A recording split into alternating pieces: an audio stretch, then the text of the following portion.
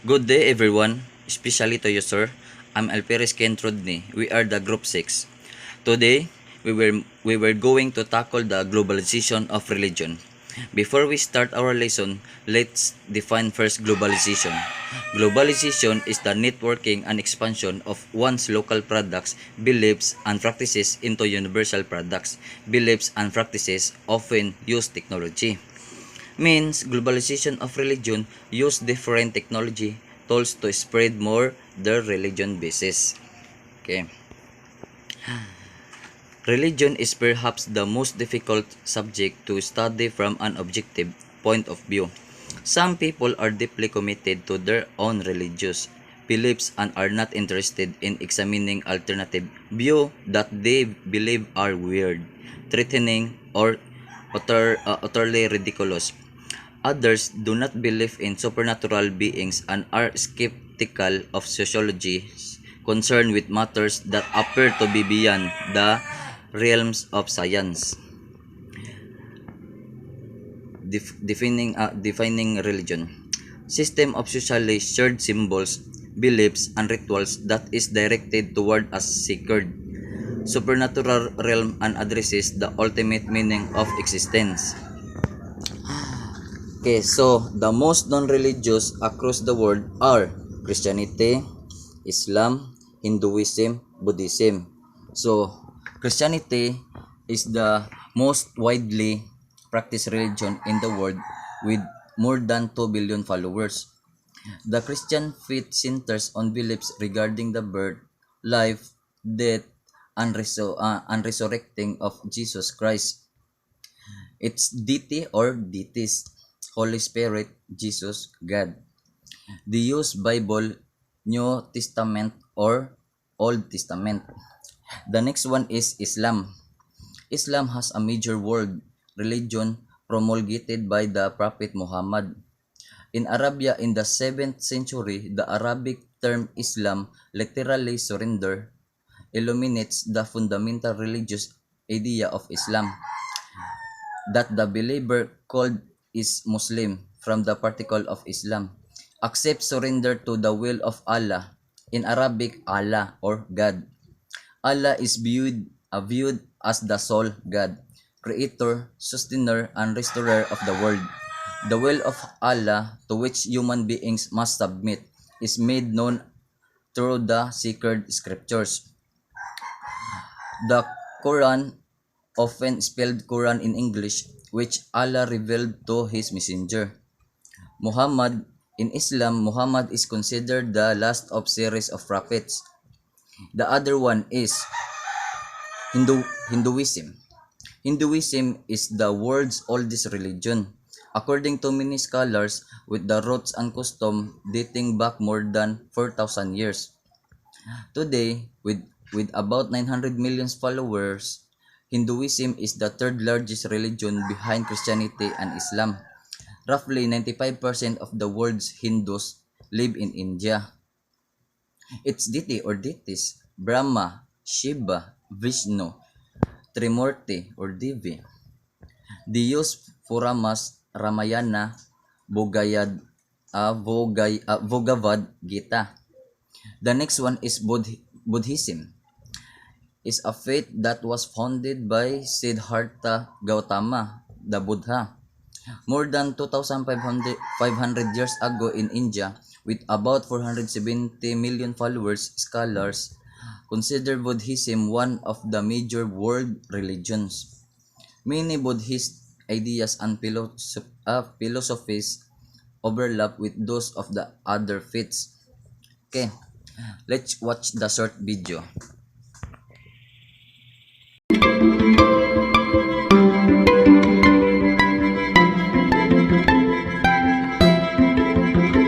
Religion is a belief binding the spiritual nature of man to a supernatural being.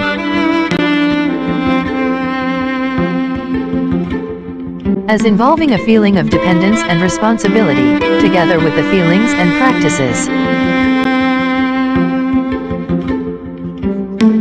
Practices which naturally flow from such a belief, or any system of faith and worship.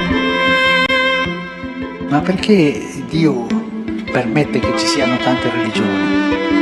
Ma Dio ha voluto permettere questo. I teologi della scolastica dicevano la voluntas permissiva di Dio. Ha voluto permettere questa realtà. Ci sono tante religioni che alcuni nascono dalla cultura, ma sempre guardano il cielo, guardano Dio. Non dobbiamo spaventarci della differenza. Dio ha permesso questo, ma sì dobbiamo spaventarci se noi non facciamo lavori di fratellanza, di andare insieme sulla vita.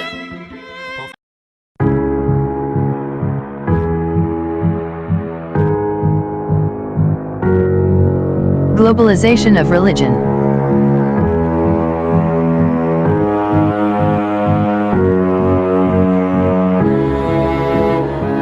Religion is one enormously powerful cultural component that greatly influenced the person's character and consequently his attitude and behavior, in his relationship with other people and subsequently with other states of the world conglomerate together consisting of networks of interdependence, resulting from the flow of culture across the globe. Religion is essentially instrumental for us to become more human than animal, with the state as the avenue for that process of humanization by religion. For it is in the state that religious activities are initiated and regulated to facilitate the humanization process. Globalization of religion can be classified into three: historical perspective, religious reciprocation, secularization. Historical perspective. There are three major religions that will be tackled, which are Christianity, Muslim, and Buddhism. Christianity. Christianity. The founder of Christianity, Jesus Christ, preached the good news from God the Father through his teachings as the begotten Son of the only one true God.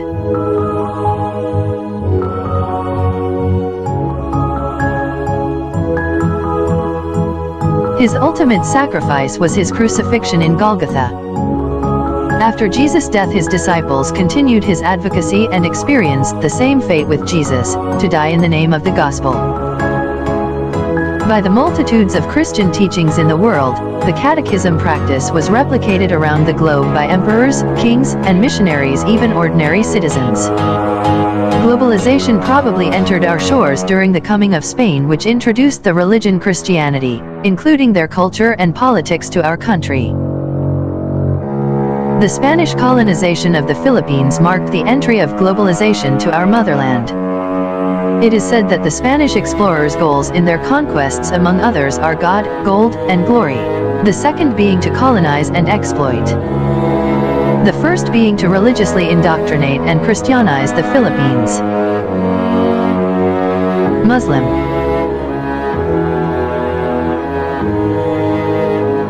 Muslim. Muslims are firm to the belief that the finality and completeness of their faith's revelation was made through the Prophet Muhammad. Muhammad, who founded the second largest religion in the world in a meditation session inside the cave near Mecca, through the intercession of Angel Gabriel, giving him the religious vision which became the basis of the Muslim faith. Islam, an Islamic word which means listen, is a verbal noun originating from the trilateral root SLM, which formed a large class of words usually associated to the contents of submission, safeness, wholeness, and peace. Like Christianity, Islamic faith spread worldwide and eventually became a global phenomenon, primarily through conquest. Islam's spread was not only through the usual military conquest but also through pilgrimage and missionaries, even trade and commerce. Despite the Philippines being predominantly Christian, there is a considerable number of Muslims in our country, estimated to constitute 5.5% of the total population, but according to the National Commission on Muslim Filipinos, the Muslim population is close to 11%, which is approximately 11 million Muslim Filipinos. One thing is for sure, Islam is a globalized religion. Buddhism.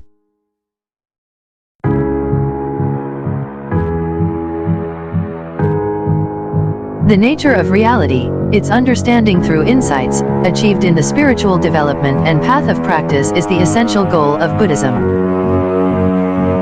Changing of oneself and developing the qualities of wisdom, kindness, and awareness is done usually through the religious practice of Buddhism meditation. Siddhartha Gautama, popularly referred to as the iconic Buddha, was born in Lumbini in the 5th century BCE. Contrary to the Christian and Islamic assimilation approach of basically conquest, Buddhism preaching was characterized by free will. The manner of conversion primarily done by the Buddhist monks and nuns.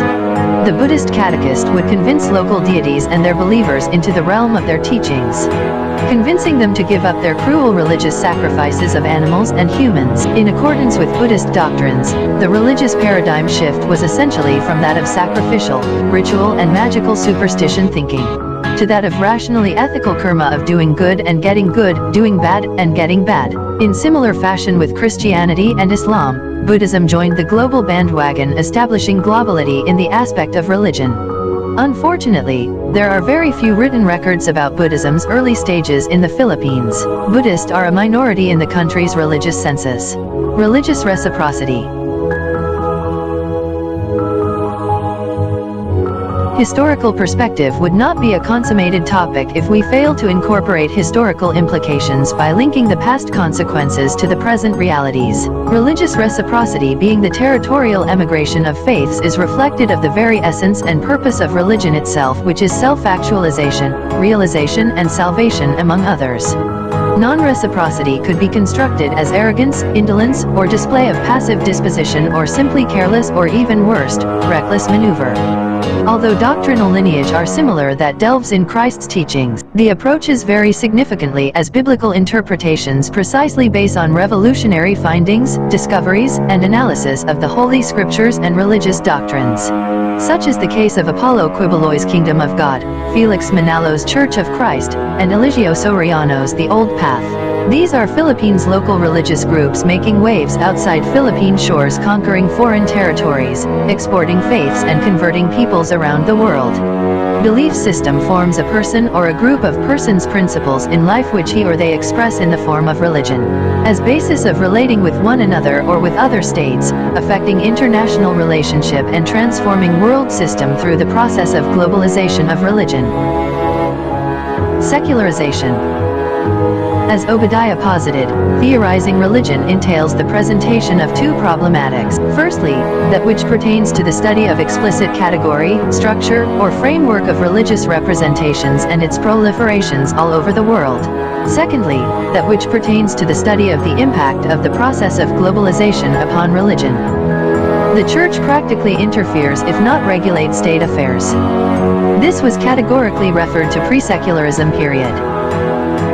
The entry and eventual substitution of democratic and republican regimes, the highly ecclesiastical structure was replaced by a new system of separation of church and state. This is basically referred to secularization period. Change is the only thing that is constant. Religion once again went back to the public domain meaning.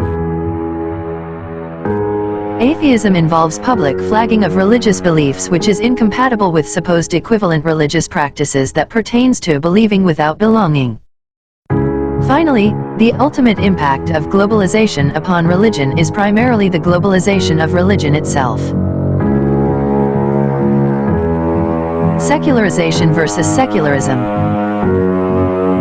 Secularism refers to the condition manifested in the assertion of the right to be free from religious teachings or neutrality on matters of belief from government impositions. Secularization refers to the process of change as in education, art, morality, and society, in general, making it free from religious influence or control. Globalization has positively and negatively influenced us society-wise in a way that our cultural differences made us aware of our differences and how to make use of it for the good, negative in a way that it led us to compare ourselves in whoever is better. Globalization has also diminished our culture and tradition, because as students and the present generation we want to adapt to make things easier and achieve something easier. Okay, so let's proceed the next slide. Good afternoon, sir. Good afternoon, cadets. I'm Carlo Lascuña, and I'm here now to discuss the animism, and the social organization of religion. So first, I will discuss is the animism. So Animatism is a system of beliefs in which natural forces rather than beings, gods, and spirits are the dominant power in the universe. This is a group of people or certain places that believes in animate souls or animal spirit and natural phenomena. This is beliefs performed in a ritual and accent animism. Whatever happens in these surroundings, they believe that is due to the animal spirits and phenomena. So they perform a ritual in which they reaching a certain words or phrases in front of dead plants or animals. So example of animatism is a phenomena that they believe that natural power of phenomena like the storms, tidal wave is will of their god, which mostly the will of nature, debris, rock, rainstorm as their god. So the second I will discuss is animism. So animism is the belief that spirits being inhabit the same world or as humans but on another plane of existence. So animism is come from the Latin word anima, which means breath, spirit, and life. This is a group of people or certain places that believes in animate souls or animal spirit and natural phenomena. This is beliefs performed in a ritual and accent animism. Whatever happens in these surroundings, they believe that is due to the animal spirits and phenomena. So they perform a ritual in which they reaching a certain words or phrases in front of dead plants or animals. So example of animatism is a phenomena that they believe that natural power of phenomena like the storms, tidal wave is will of their god, which mostly the will of nature, debris, rock, rainstorm as their god. Example of animism can be seen in the form of Shinto, Hinduism, Buddhism, Pantheism, Paganism, and Neopaganism. Shinto is an animist religion in Japan. They have Shinto Shurin. I have a short video of what is animism. So let's watch. Animism is a word that is often associated with Africa and is often called a religion, and even the world's oldest religion. This actually shows misunderstandings about what animism is. So let's look into it and see what animism actually is.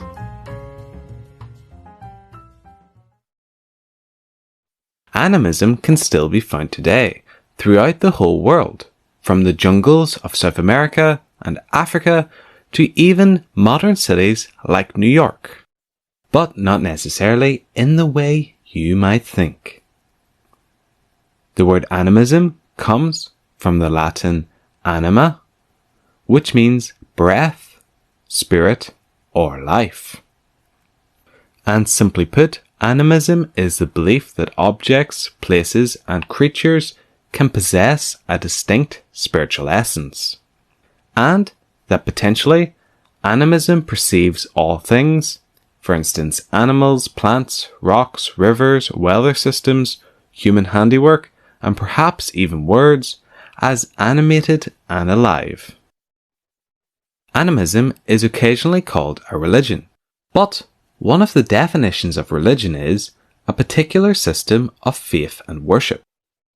This means that animism itself is not really a religion as stated by Wikipedia, but rather a vague understanding that everything has a spirit or a spiritual essence, and it's more of a way to view the world rather than a doctrine. But religions can be animistic, and animistic faiths are some of the oldest religions and beliefs in the world, with anthropologists dating animism back to the Paleolithic age. An example of a faith with animistic roots is actually the Japanese Shinto folk religion.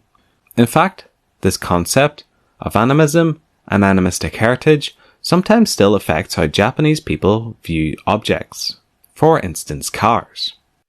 A famous story tells how in the 1970s, when American companies like Ford were trying to sell cars in Japan, that, well, despite their best efforts, they struggled to sell any. And when investigating why their cars weren't selling well, it was found that one reason was that their cars looked sad because of the way they were designed.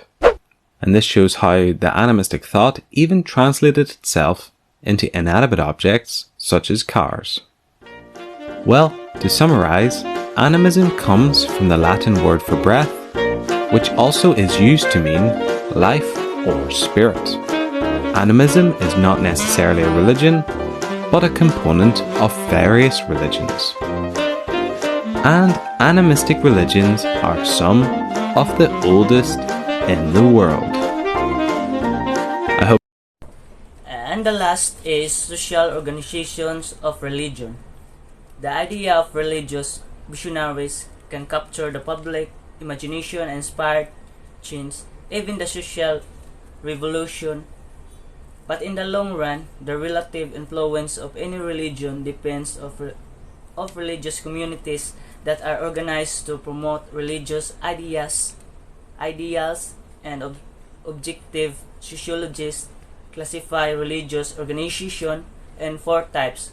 So the first is iglesia and denomination, sect, and cult. Ecclesia, denomination, sect, and cult is discussed for the next reporter. So thank you for listening and have a nice day. Good day, my fellow cadets. I'm Cadet Bation Donnell. So next is Ecclesia. The Ecclesia is a large, formally organized religious body that includes most members of society and is supported by and closely allied with secular and state powers. So the example of Ecclesia is, people ordinarily do not join an Ecclesia. Instead, they automatically become members when they are born. A few Ecclesia exist in the world today, including Islam in Saudi Arabia and some other Middle Eastern nations, the Catholic Church in Spain, the Lutheran Church in Sweden, and the Anglican Church in England. Next is denomination or church. The denomination is one of a number of established, socially accepted religious organizations that maintain tolerant relations with other denominations in the context of religious pluralism. So denomination may use alternative terms to describe themselves, such as church, conviction, communion, assembly, house, union, network, or sometimes fellowship. Next is sect. A sect is a small, less formally organized group that usually has separated from a denomination and is a negative tension with larger societies. So sect is a group that has separated from an established church, which is a non-conformist church. Next is new religious movement. A new religious movement is a loosely organized and transient religious organizations that includes religious beliefs and practices that are considered novel and at odds with a society's religious tradition. So, new religious movement is a religious, ethical, or spiritual group or community with practices of relatively modern origins. Okay, for this week's lesson, let's tackle about the globalization of religion. So pag sinabi nating religion, it is the fear of the unknown. So takot mo yun sa isang bagay na hindi mo nakikita, hindi mo nararamdaman, pero alam mong nag-exist because of your faith or yung paniniwala mo. But let us define further what is religion. Religion is the belief in and worship of a superhuman controlling power, especially a personal God or gods. Sa ibang religion kasi katulad ng Hinduism, marami silang kinikilala or sinasambang Diyos. Whereas in Judaism and Christianism and Islam, iisa lang yung pinaniniwalaan nating God. In Judaism, it's Yahweh. In Christianism, it's Jesus Christ. And in Islam, it's Allah. Religion may be defined as a cultural system of designated behaviors and practices, morals, worldviews, texts, sanctified places, prophecies, ethics, or organizations that relates humanity to supernatural, transcendental, or spiritual elements. So, itong pangalawang meaning medyo mas malalim kasi it is now connected with the cultural orientation ng isang tao. Kasi 'di ba, ang relihiyon o yung paniniwala, hindi lang siya paniniwala per se. Hindi lang siya faith, hindi lang siya yung pananampalataya mo. But it can be rooted with our culture. 'Di ba? Pag sinabi nating relihiyon, kasama na dyan yung sacred text katulad ng Bible ng mga Kristiyano, Quran ng mga Muslim, Vedas ng mga Hindu. Kumbaga, hindi lang tayo nakukulong ngayon doon sa paniniwala natin or pananampalataya natin. It can transcend from one nation to another. It can transcend from one generation to another. Ibig sabihin, hindi lang siya pananampalataya. Sa relihiyon, nandun yung mga sacred texts, nandun yung mga edifice or yung mga sanctified places o yung mga sagradong lugar. Diba? Kahit magkakaiba tayo ng relihiyon, makikita natin na bawat religion mayroong mga pinangangalagaang sacred text at saka mga sagradong lugar. So makikita natin na parte na ng bawat kultura ang relihiyon. Next, there are many different religions, each with a different set of beliefs. So bawat relihiyon magkakaiba, pero may pagkakapareho. For example, may mga religion na isa lang yung sinasambang Diyos. Buddha for Buddhism. Diba? Yung mga binanggit ko kanina, si Allah for Islam. Pero, merong mga religion na magkakaiba. For example, yun nga, ang mga Hindu naniniwala sila sa maraming Diyos. Whereas, same with Jainism. Whereas tayong mga Christians and Muslim, iisang Panginoon lang yung ating pinaniniwalaan. Bawat relihiyon, iba-iba man, pero kumbaga meron kasing tinatawag na adaptation ng isang religion para i-adapt siya ng karamihan. For example, kung titingnan natin, nahikayat ang mga Filipino na convert into Christianity during the time ng colonization, it is because nainganyo sila na, yung mga Christian, sila, festive sila, masaya sila, meron sila laging fiesta. Kasi, nakuha rin yun ng mga Spaniards sa mga Filipino na itong araw na ito, isiniset nila para kilalanin yung isang certain na, isang certain na anito or Diyos nung panahon ng pagan belief bago dumating ang mga Kastila. Diba? Kung titingnan natin, si Bathala, yung pinaniniwala ang supreme God ng mga early Filipinos, kung titingnan natin siya, maputi, matangkad, nakaputi, mahaba ang balbas at bigote, mahaba ang buhok. Diba? Kasi, ganun din pinortray si God the Father. Kung titingnan natin, nagkakaroon ng adaptation yung isang religion, yung isang grupo ng tao doon sa isang religion para magkaroon ng mas maraming converts. Ganun din ng early Christian, 'di ba? Ang pagdiriwang ng Christmas, 'di ba? Sinasabi na ang Christmas daw hindi alam ang original na date. Pero bakit nagkaroon tayo ng Christmas? Kasi nung time ng 300 AD, noong 3rd century or to 4th century, nagkaroon ng tawag dito ng paghahalo ng kultura ng mga Christians at saka ng mga Romans. Naging state religion ang Christianity ng Roman Empire. So anong nangyari?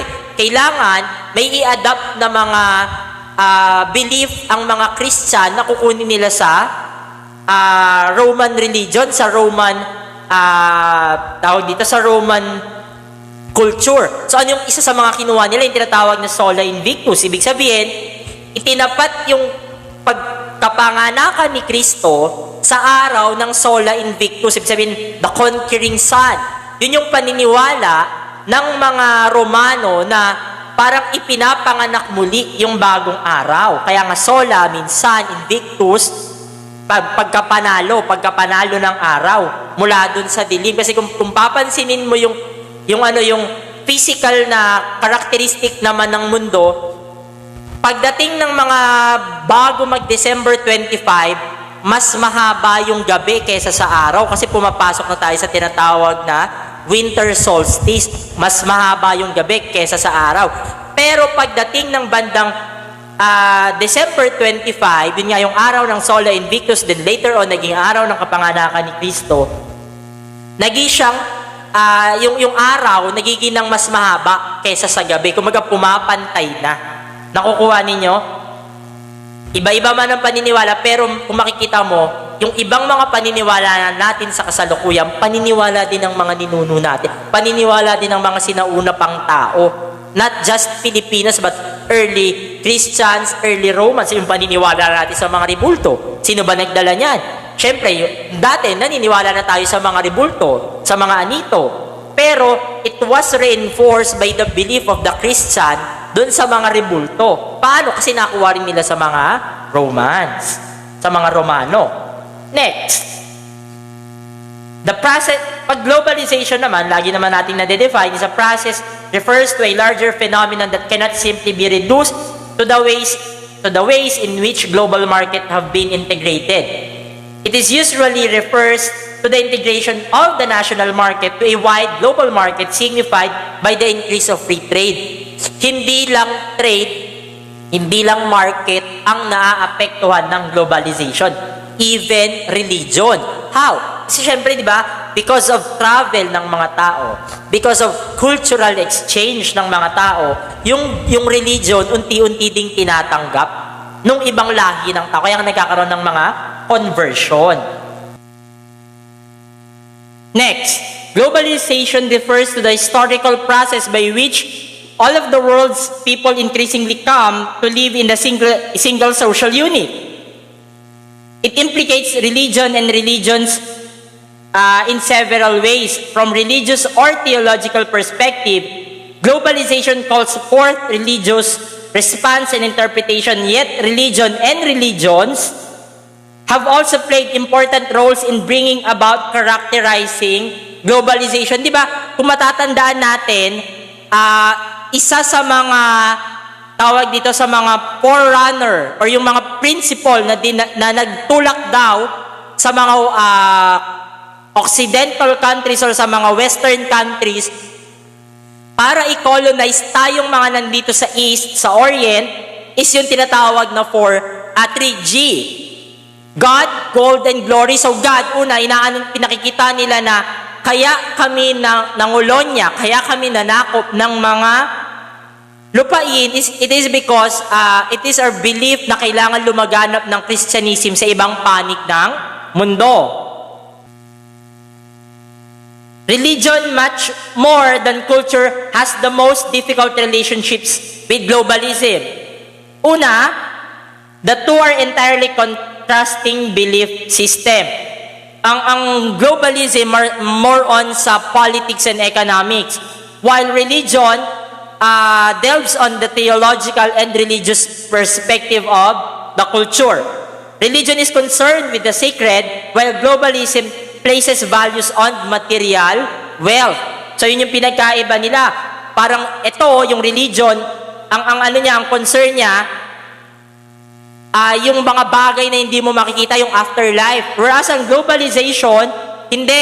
Yung nasa mundo ngayon, paano natin mapapaganda yung buhay natin. Religion follows divine commandments while globalism abides by human-made laws.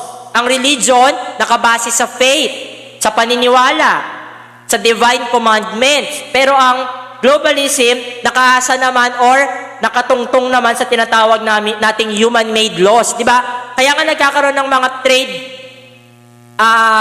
treaties, trade agreements. It is because yung mga laws made by countries bilaterally, ito yung nagbibigay ng daan doon sa mga importanteng pangyayari when it comes to globalization. Next, religion assumes that there is a possibility of communication between humans and the transcendent. Ibig sabihin yung bagay na hindi mo nakikita, yung Diyos. Pero ang globalization hindi. Sa globalization, most of the globalists naniniwala sila na ito ang mundo. Kaya nga umusbong ang atheism kasi because of the belief na wala dapat religion, walang religion. Tsaka kung titingnan natin ang communism, it's a belief na dapat pantay-pantay ang mga tao sa katulad sa sa North Korea rather, tsaka sa China, inaalis na nila yung mga religious aspect ng kanilang kultura. Globalism's yardstick, however, is how much of human actions can lead to the highest material satisfaction and subsequent wisdom that this new status produces. Pag sinabi nating sa globalism, ano yung mai-yield niyang mga material satisfaction? Yung mga bagay na makukuha natin, mahahawakan natin. Unlike ng religion, ang concern niya, paano yung kabutihan ng kaluluwa mo, paano ka maliligtas sa impyerno. So, di ba, nakikita natin yung pagkakaiba ng dalawang prinsipyo. Religious people are less concerned with wealth and all that comes along with it. Ang concern ng mga religious people, usually dapat hindi na yung pagiging mayaman. Kaya nga, di ba, ang belief sa Christianity, para mo malaman ang daan patungo sa Ama, kailangan tanggapin mo si Kristo. Sa paanong paraan, iwanan mo ang yaman mo, ibigay mo sa mga nangangailangan at magpakababa ka para makita mo si Kristo. So, ganun yung paniniwala ng mga sinaunang Kristiyano. I don't know like ngayon. They are ascetics precisely because they shun anything material to complete simplicity from their domain to the clothes they wear, to the food they eat, and even to the manner in which they talk. Kaya nga, lalo na yung mga tinatawag nating monk, yung mga monghe, na naninirahan sa mga monasteryo, yung mga pare, yung mga madre, some of them live in complete simplicity, yung pagiging simple lang ng buhay. Unlike sa globalism, syempre, paano ka magpapayaman? Paano mo mapapaganda yung buhay mo? That could be all. I would like to pass the topic to the next reporter, Ismael Katendoy. So, good day everyone. I am Ismael C. Katendoy, and I will be the one who will tackle about the next topic. So, religion and society. So, what is the relationship between a religion and society? The relationship between religion and society is two-directional. It goes from religion to society and from society to religion. The former direction is evident where religion expresses its authority through cohesion and social control. This situation can be identified in every society and every periodic history.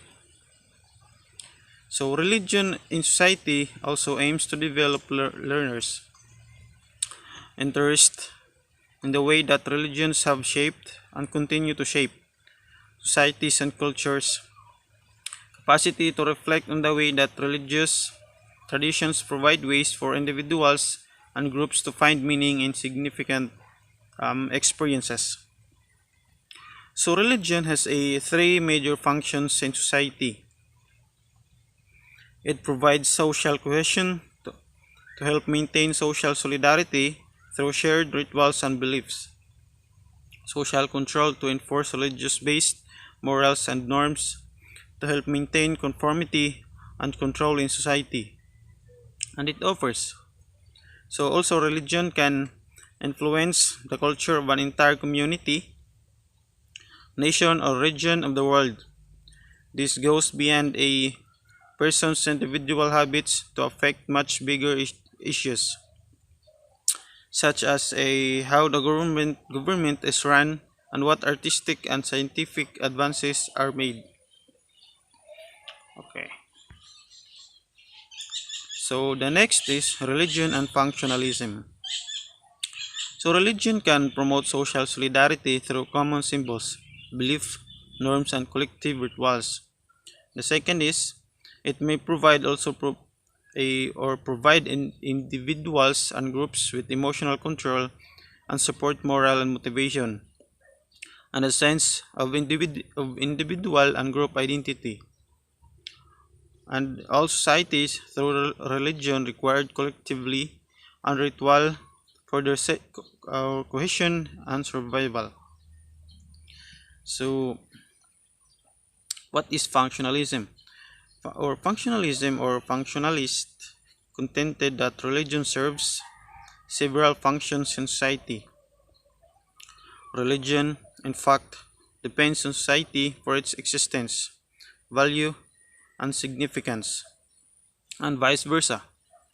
From this perspective, religion serves several purposes, like providing answers to spiritual mysteries, offering emotional comfort, and creating a place for social interaction and social control. So, in providing answers, religion defines its spiritual world and spiritual forces, including divine beings. For example, it helps answer questions like how was the world created, or why do we suffer, and is there a plan for our lives, and is there an afterlife? As another function, religion provides emotional comfort in times of crisis. Religious rituals bring order, comfort, and organization through shared familiar symbols and patterns of behavior. So, one of the most or important functions of religion from a functionalist perspective is the opportunities or that creates or it creates for social interaction and the formation of group. It provides social support, social networking, and offers a place to meet others who hold similar values and place to seek help, or spiritual and material, in times of need. Moreover, it can foster group cohesion and integration, because religion can be central to many people's concept of themselves. Sometimes, there is an in-group versus out-group feeling toward other religions in our society or within a particular practice. On an extreme level, the Inquisition, the Salem witch trials, and anti-Semitism are all examples of this dynamic. Finally, the religion promotes social control. It reinforces social norms such as appropriate styles of dress, following the law, and regulating sexual behavior. So, how does structural functionalism explain religion? The structural functional approach to religion has its roots in or Emil Durkheim work on religion. It argued or he argued that religion is, in a sense, the celebration and even worship of human society. We then express ourselves religiously in groups, which for Durkheim makes the symbolic power greater. So, the next is the conflict perspective of religion by Karl Marx. So Karl Marx and other 19th century German theorists believed that the world would be a better place without religion. To their thinking, religion was the weapon by which wealthy and powerful groups maintained their privileged positions and oppressed those beneath them in the social hierarchy. So, So the view on religion by Karl Marx. So in 19th century German philosopher Karl Marx, the founder and primary theorist of Marxism, viewed religion as the soul of soulless conditions, or the opium of the people. And at the same time, Marx saw religion as a form of protest by working classes against their poor economic conditions and their alienation. So, with the conflict or with the social conflict approach, Karl Marx argues that religion plays a significant role in maintaining the status quo. Marx argues that religion accomplishes by this by promising rewards in the afterlife rather than in this life. So Marx viewed social alienation as the heart of social inequality. So to give more or information regarding this topic that I tackle, I prepared a video, so let's all watch this.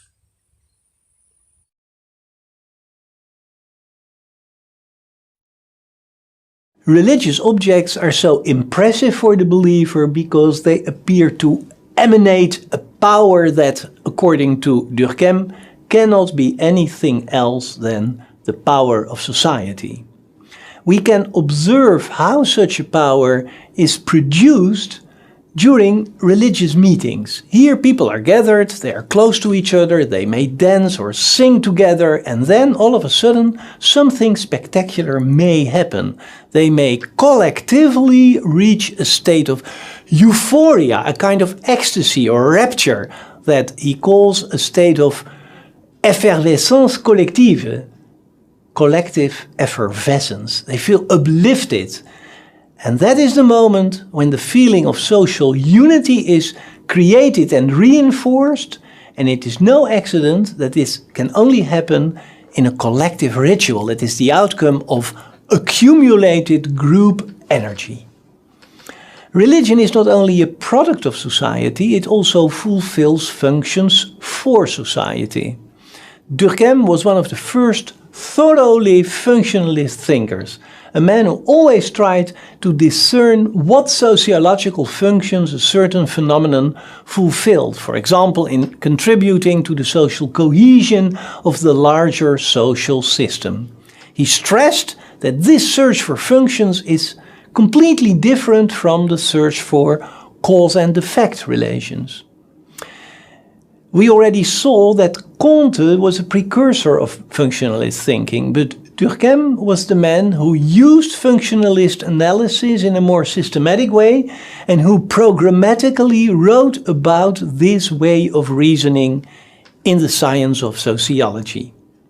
One of the many functions of religion is to repair the ties between people when they have been harmed. For example, in mourning rituals, the networks of social relationships between people that have suffered from the passing away of one of them are glued together again.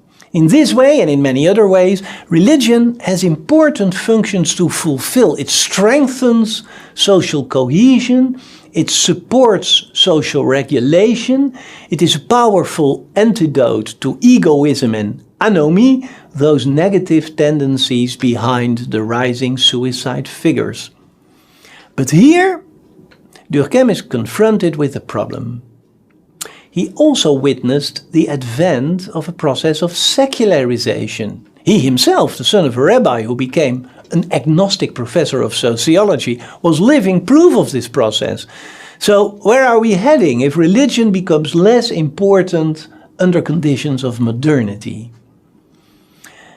When it comes to religion as a source of sociological orientation, you could say that the modern social sciences have adopted some of the cognitive functions that in the past were fulfilled by religion. They now help us to understand our place in society. Where the image of society in religious imagery is still blurred and vague, in sociology it has become not only clearer, but also easier to criticize and discuss, without having to fear the risk of being treated as a heretic.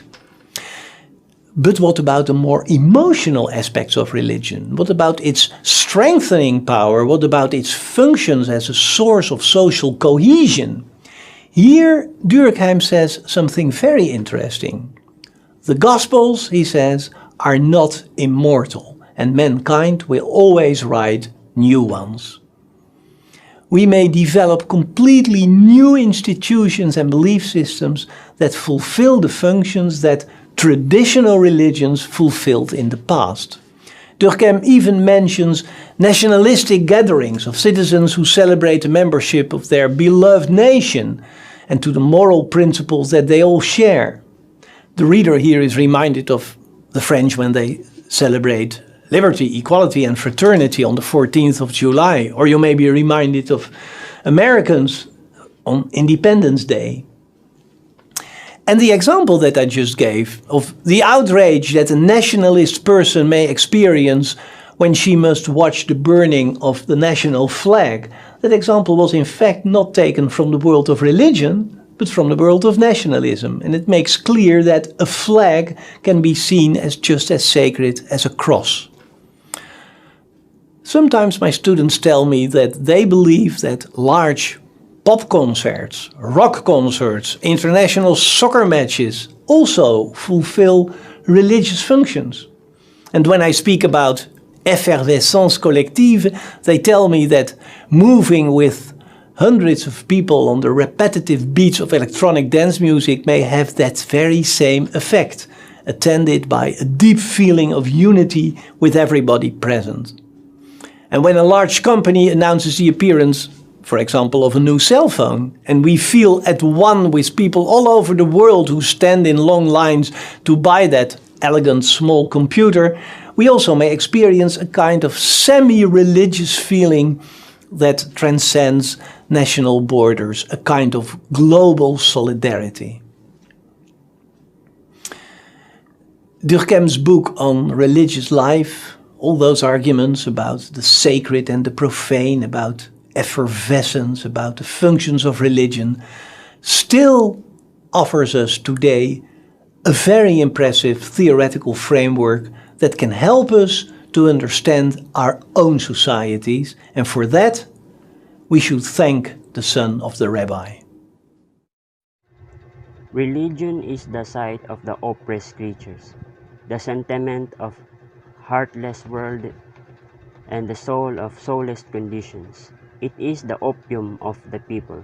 So according to Karl Marx, religion is like other social institution, that it is dependent upon the material and economic realities in a given society.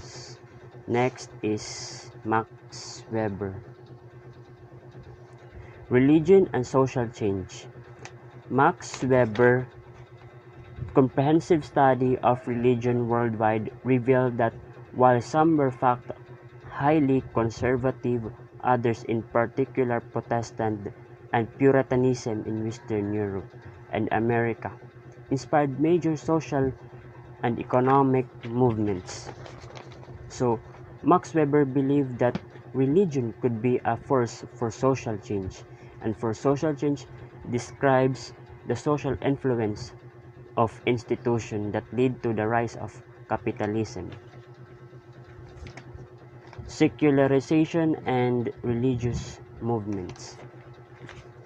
Rodney Stark in 1990 argued that during the past century, science and thesis had near universal acceptance. The secularization thesis, which maintains that the global spread of modernization and of more rational and pragmatic approaches to life inevitably leads to a decline of small-scale societies that are based on traditional and religious worldviews. So, to Rodney Stark, he believes themselves as personal incapable of religious faith, and in secularization as the transformation of a society from close identification with religious values and institutions towards non-religious values and secular institutions. Religious distress is at the same time the expression of real distress and the protest against real distress. Religion is the sigh of the oppressed creature, the heart of a heartless world, just as it is the spirit of a spiritless situation. It is the opium of the people. The abolition of religion as the illusory happiness of the people is required for their real happiness. The demand to give up the illusions about its condition is the demand to give up a condition which needs illusions. The criticism of religion is therefore in embryo the criticism of the veil of woe, the halo of which is religion. Criticism has plucked the imaginary flowers from the chain, not so that man will wear the chain without any fantasy or consolation, but so that he will shake off the chain and call the living flower. The criticism of religion disillusions man to make him think and act and shape his reality like a man who has been disillusioned and has come to reason, so that he will revolve round himself and therefore round his true sun. Religion is only the illusory sun which revolves round man as long as he does not revolve round himself. Does religion lead to social change? Why did capitalism first emerge in Northern Europe before Africa, China, India, any other part of the globe? Capitalism first emerged in Northern Europe. Max Weber argues it's because of religion. Religion led to that huge social change. It was the Protestant faith that led to the development of capitalism. This video is for A-level sociology students, first year university students, anyone who wants to know what did Max Weber say about religion. Let's find out. In the 1500s, the Protestant Reformation took place in Europe. This refers to the spread of Protestant ideas throughout Europe. Previously, religious thinking had been dominated by the Catholic Church. That was the only major faith. And from the 1500s onwards, we see Protestantism, the Protestant faith, challenging the Catholic teachings, challenging the Pope's authority in Europe. So the Protestant Reformation is the spread of the Protestant faith throughout Europe. Weber argues that it's the Protestant Reformation, and particularly the spread of a particular type of Protestantism known as Calvinism, which leads to the emergence of the spirit of capitalism, the attitudes and ideas that will lay the foundations for capitalism to emerge. So let's pick this apart. So Weber's book is called The Protestant Ethic and the Spirit of Capitalism. So I'm going to start with the spirit of capitalism. The spirit of capitalism refers to taking the money that you've earned in a business and constantly reinvesting it, constantly seeking higher and higher levels of profit. So constantly developing your business to earn as much profit and to reinvest that. That is the spirit of capitalism. Weber argues the Calvinist faith laid the foundations for the spirit of capitalism that I've just described to emerge. Calvinists believed what they could learn about God and what God had planned for them and how to be good Christians came from the Bible, and the key message they took from that was they should glorify God through their work. So their approach to life was very, very strict. They worked hard. They didn't enjoy luxuries. You wouldn't have seen luxuries in a Calvinist person's house. Everything they did was about hard work. So they would be up early, working hard, working till late, reinvesting all their money in business, because to some extent they believed they were glorifying God. They were celebrating God through their work. Why did Calvinists follow this way of thinking so strictly? It's because they believed in a concept called predestination. They believed that before they were born, God had already decided who was going to heaven and who was going to hell. And therefore, they were extremely anxious. They had something called salvation anxiety. Salvation anxiety refers to them not knowing whether they were going to heaven or hell. This sort of crippling fear about what was going to happen to them.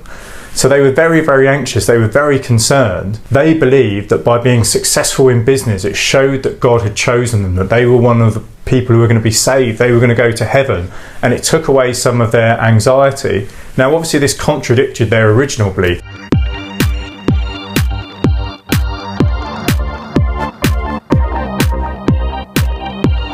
Prior to Calvinism, when the Catholic Church dominated Europe, religious thinking suggested that if you wanted to serve God, if you had a calling or a vocation to serve God, you did that by giving up your life and going and living in a monastery as a nun or as a priest. So you gave up all your material possessions, and that was what meant serving God. And you focused on the spiritual world. Now this is known as otherworldly asceticism.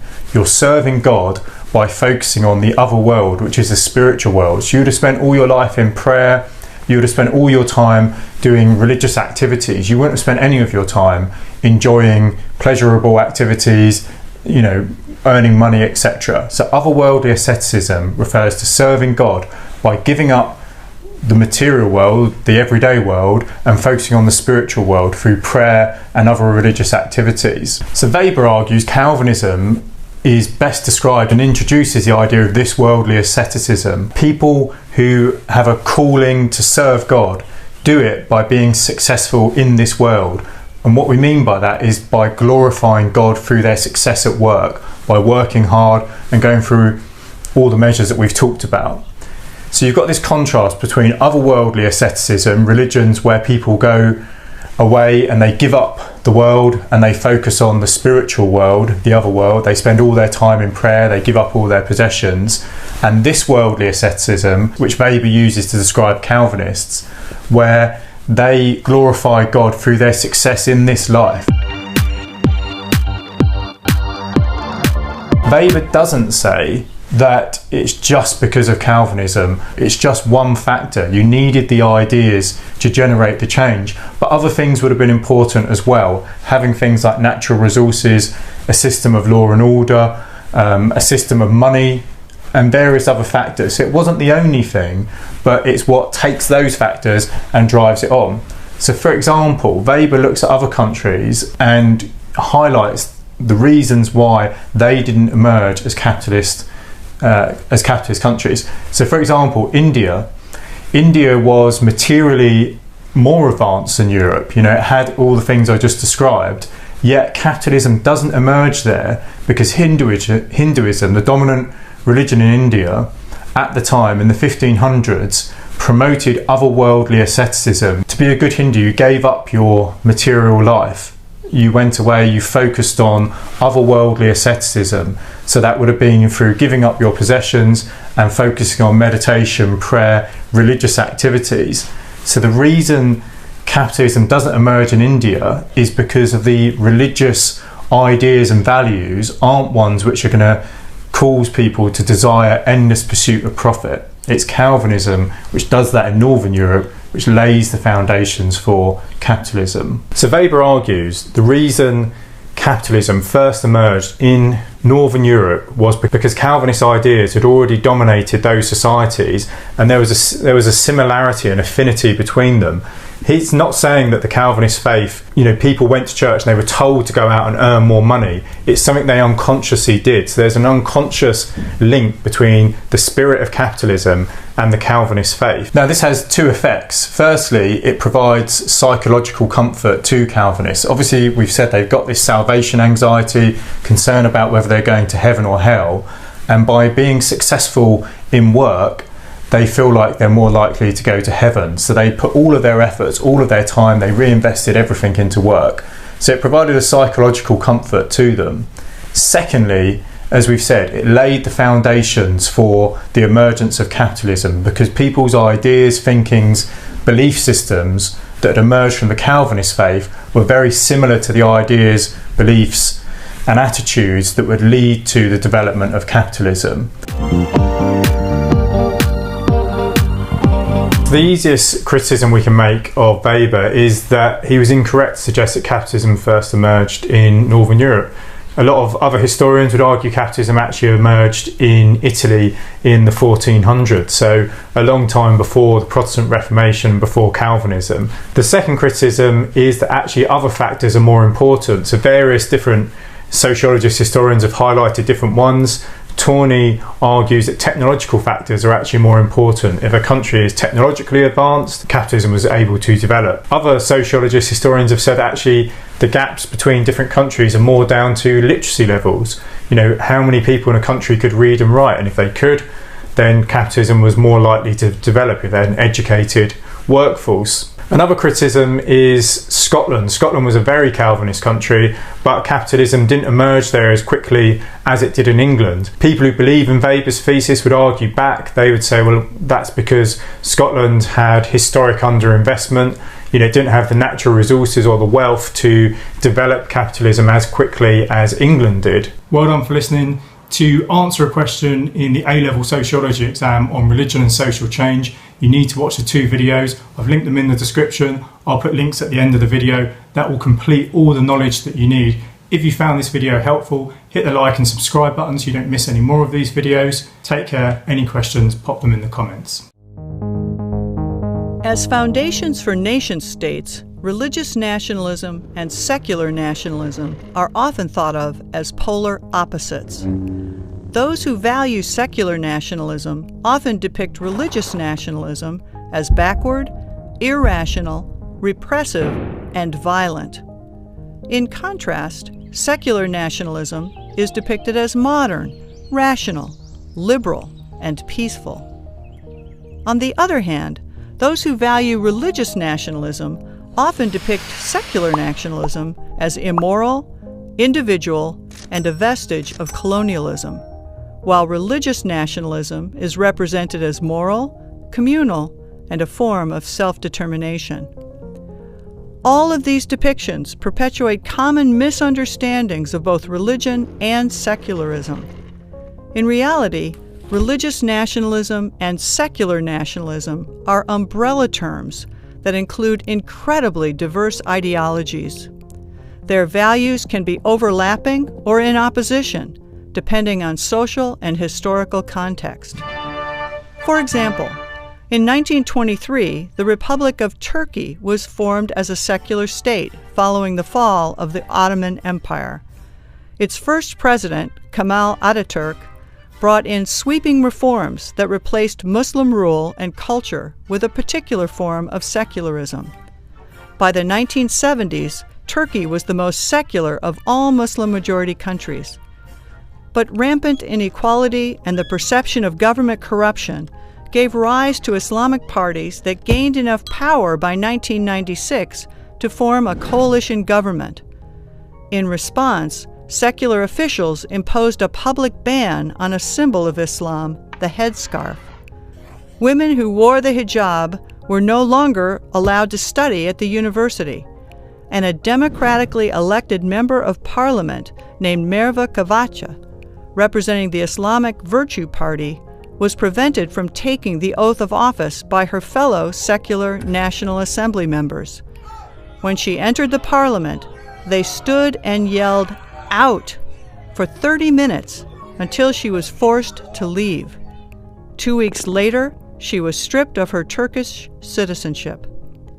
These and related restrictions emboldened members of Islamic political parties, and the current president, Recep Erdogan, is an Islamist who has held power since 2003.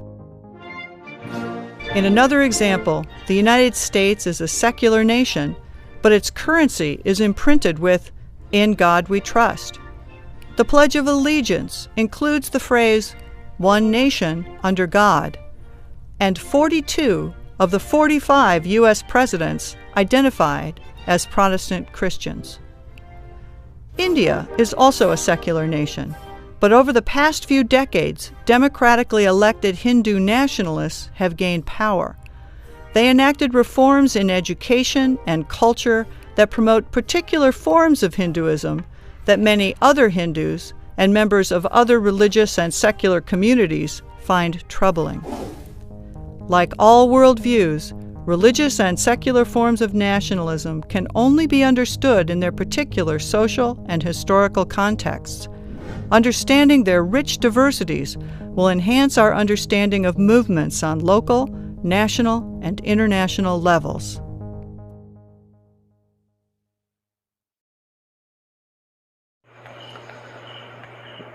Good day, Mr. Roland Ardines. So, my name is Shanivon A. Saino, a third-year marine student of UC MTC. So, our topic is globalization of religion. So, The bottom line is the piece of interreligious dialect to manage religion diversity and to avoid violence are there. But the problem may be of the globalization, intentional or unintentional consequence of making a religion or more conscious of themselves as world religion, as well as the undesirable consequences of disrupting traditional communities. So, based on my perspective about our topic, so ako lang Bisayaon, sir, no? Kay murag lisod kayo pasabton kay ang sa akong pagsabot ang sa atuang globalization pipila lamang ang mga religion sa akong naibalan. There are Christian, Roman Catholic, Baptist, Muslim. So each religion they have a buyers nga pasakit o something makakuan mangdaot sa isig ka relihiyon mo ginay mo asa globalization mo natay gitawag og barriers ba or limitation nga bawal ta ngani nga murag kanang personal kay sa kuan sa usa ka relihiyon di murag hindi kita nga mandaot ba. And then but the problem may be the globalization, intentional or unintentional consequence of making religious more conscious of themselves as world religion. So sa akong pagsabot ani sir, di gyud malikayan nga ang usa ka relihiyon makaingon sila sa ilang kaugaling nga sila may pinaka religyoso or just like they are more powerful.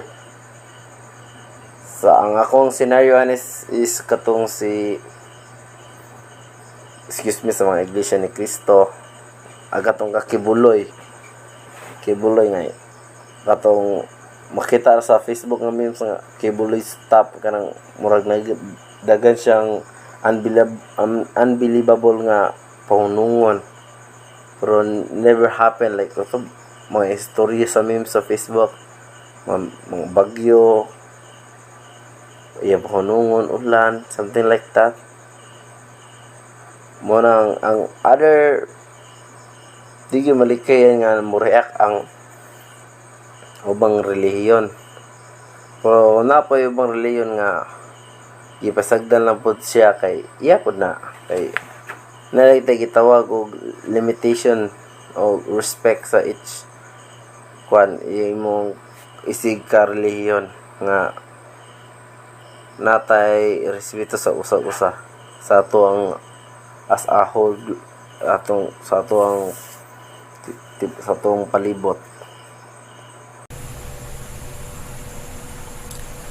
Hi there, and let's discuss globalization of religion and the impact of globalization on religion. For this topic, we have our objectives. One is to explain how globalization affects religious beliefs and practices, and second, analyze the relationship between religion and global conflict. Right. So for us Filipinos, religion actually plays a vital role. It's because our values are actually anchored on our religion. It has affected our attitude, characteristic, perspectives in life. And this is not just true to us Filipinos, but it is also true to former third world countries or developing countries, and even in the West or developed countries. And globalization can refer to the worldwide interconnectedness of all areas of contemporary social life, which actually include religion. And one of the areas actually is religion, which entails a personal or organized system of religious beliefs and practices.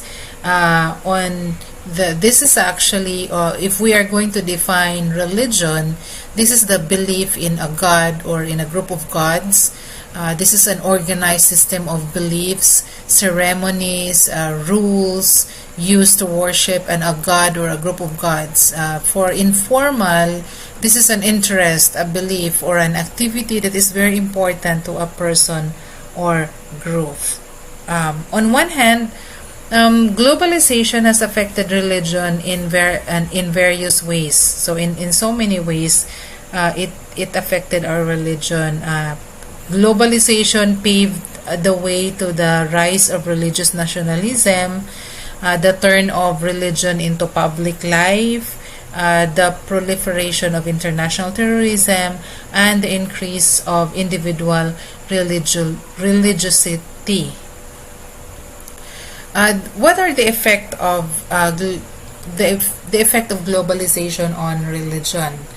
First, globalization gave rise to religious nationalism that came about after the Second World War. Nationalism was closely associated with particular religious beliefs and affiliations. For example, in the Philippines, the crafting of the law is sometimes anchored on the lawmaker's belief in Christianity. Okay, in 2018, there is a National Bible Day was declared, a special working holiday. Islam-ruled states in the Middle East similarly are influenced by practices of Islam. Okay, so that's one of the effect. The second is that globalization led to the turn of religion into public life as a reaction to post-World War II modernism. The often forceful entrance of religious traditions such as Catholic liberation theology and Islamic fundamentalism from private sphere into public life is actually a good example of this, the turn of religion into a public life.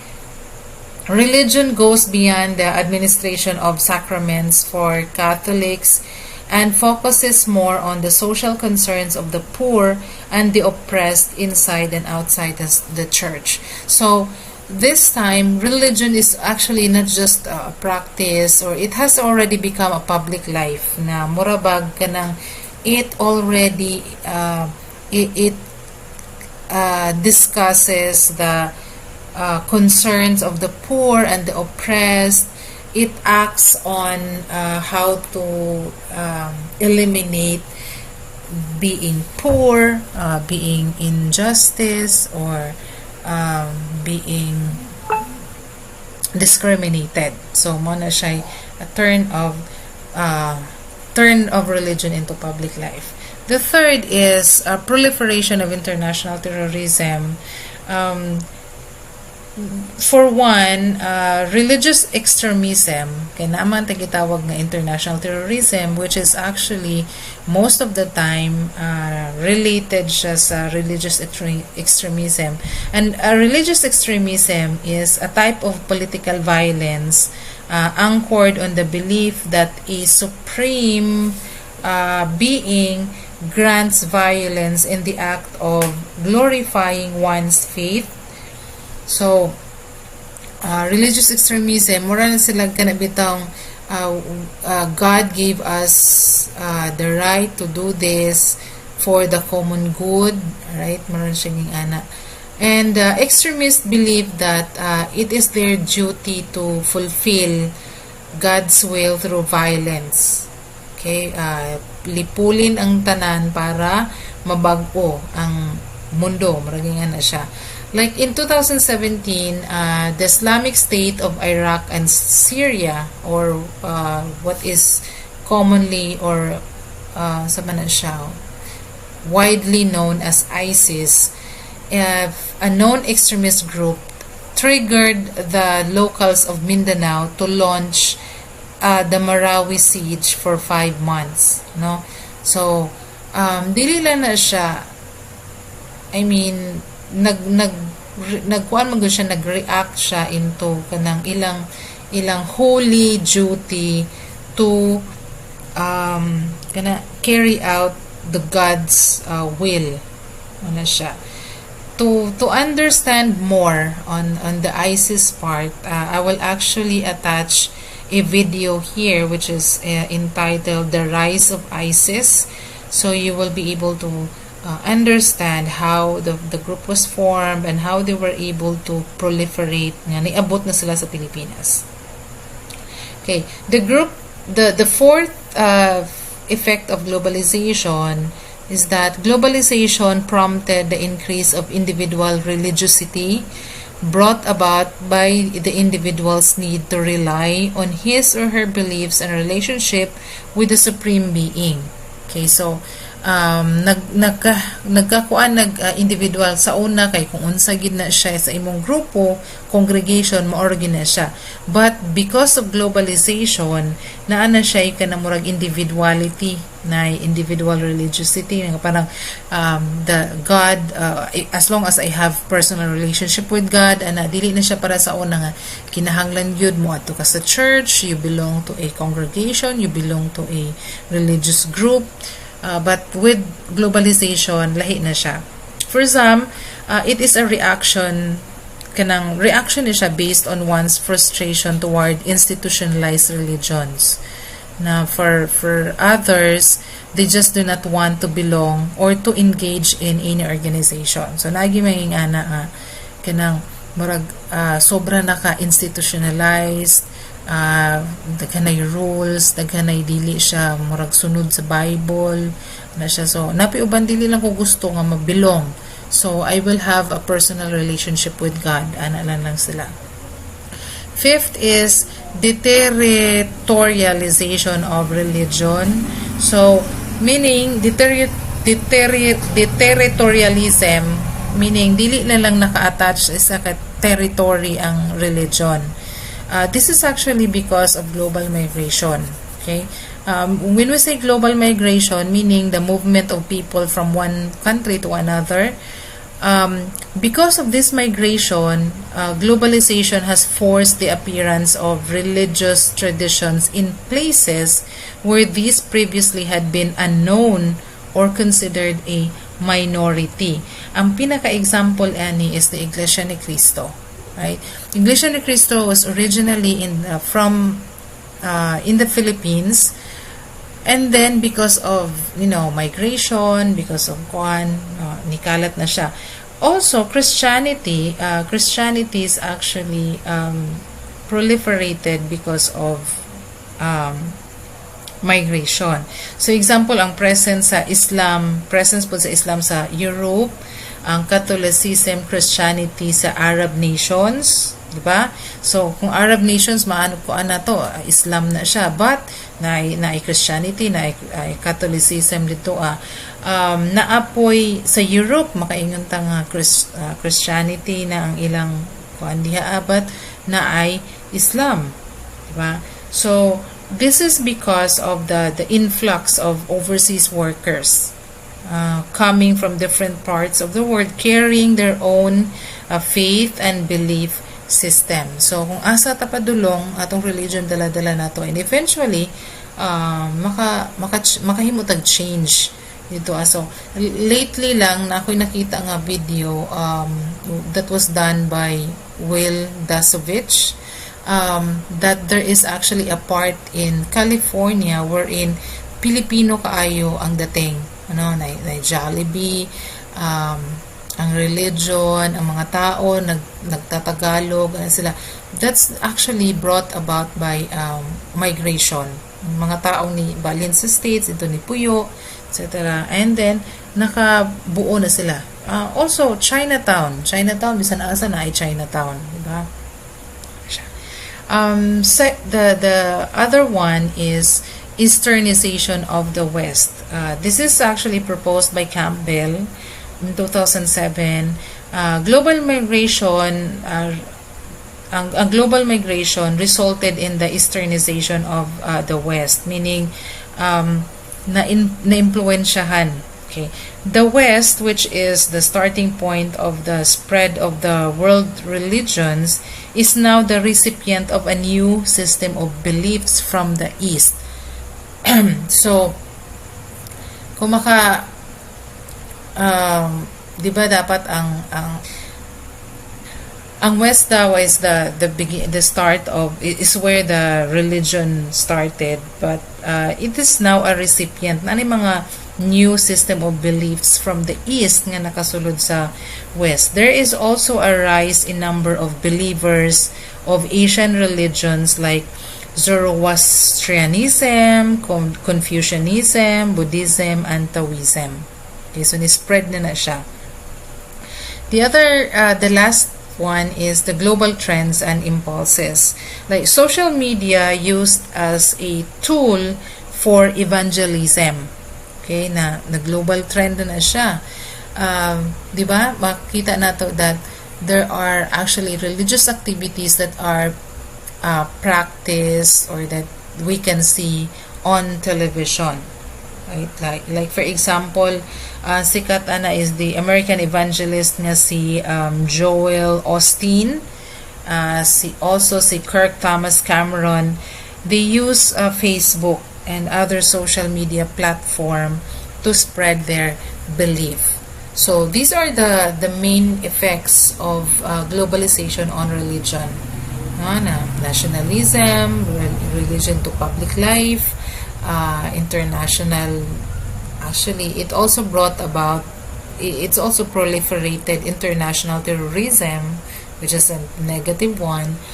There's also an increase in individual religiosity, so we have like personal level na, and the territory, meaning religion is no longer attached to a certain territory. Global trends, we also use social media and other platforms to proliferate religion. Okay, so model of 4 distinct localization according to Rodomitov in 2014. So, sa spread sa na-theory nga nabuo on how the religion is proliferated, and these are the 4 theories: the vernacularization, indigenization, nationalization, and transnationalization. Okay, so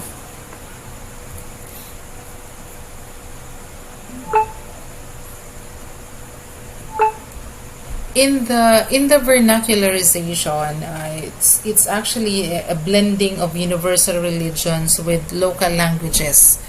Okay, so dili na siya kanag yung na universal nga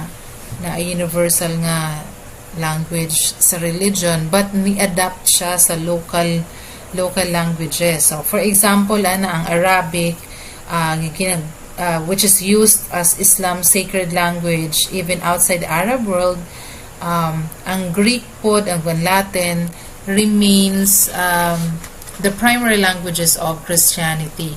So this vernacularization of religion also results in the creation of new branches of religion, such as Orthodox Christianity, which stems from Christianity. So because of the nag-adapt siya sa local languages, nagkaroon po og branches ang mga religion, no? Especially ang daghang branches is kanang mga Protestants, mga sa Christian religion, daghan na sila because they adapt, no? Nag-adapt sila sa local languages. And then indigenization transforms universal religion to suit the specifics of a particular ethnic group. Indigenization. So, gi-transform na nila. An example is the practice of Islam by various ethnic groups in the Zamboanga Peninsula. Another example is the blending of African traditional forms of religiosity and Christianity in Brazil and the Caribbean.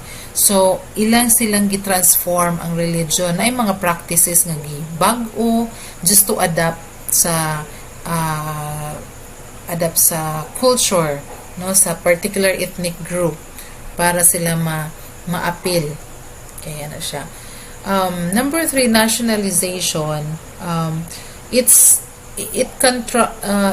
form a link between the nation and the church. So,